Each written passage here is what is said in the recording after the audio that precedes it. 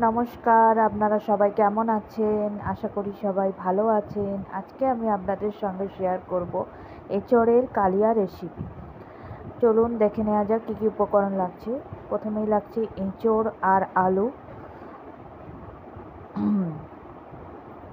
আর লাগছে পেঁয়াজ, টমেটো, কাঁচা লঙ্কা, আদা বাটা, আর সর্ষের তেল, হলুদ, জিরে, লঙ্কা গুঁড়ো, নুন, ঘি, গরম মশলা, চিনি।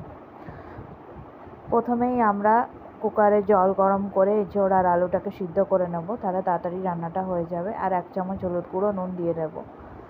3টে সিটি দিয়ে সিদ্ধ করতে হবে। আমাদের সিদ্ধ হয়ে গেছে এঁচোড় আর আলু। তারপরে কড়াতে সর্ষের তেল গরম হলে এঁচোড় আর আলুটাকে দিয়ে ভেজে দেব। আগে থেকেই যেহেতু নুন দিয়েছিলাম সিদ্ধর সময়, তাই আর দেবো না। আমাদের ভাজা হয়ে গেছে এঁচোড় আর আলু। এবার কড়াতে সর্ষের তেল গরম করে গোটা গরম মশলাটা দিয়ে দেবো। তারপরে পেঁয়াজ, টমেটো, কাঁচা লঙ্কা কুচানোটা দিয়ে দেবো। তারপর 1 চামচ নুন। কেউ ভিডিওটা স্কিপ করবেন না, পুরো ভিডিওটা দেখতে থাকুন।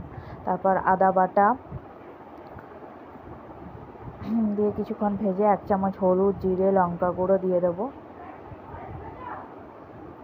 তারপর আবার কিছুক্ষণ ভেজে 1 চামচ চিনি দিয়ে দেবো। চিনি দিলে টেস্টটা ভালো হবে, আপনারা নাও দিতে পারেন।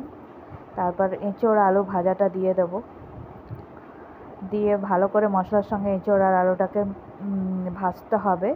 যত ভাজবেন তত টেস্ট বাড়বে। তারপর ভাজার পর 2 কাপ জল দিতে হবে। আপনারা চাইলে 1 কাপও দিতে পারেন। এঁচোড় যেহেতু সিদ্ধই আছে, তারপর কিছুক্ষণ ফোটানোর পর 1/2 চামচ ঘি দিয়ে দিলাম। আপনারা চাইলে 1 চামচ দিতেও পারেন, আবার নাও দিতে পারেন। আমাদের এঁচোড়ের কালিয়া তৈরি হয়ে গেছে। ভিডিওটা ভালো লাগলে সাবস্ক্রাইব করবেন।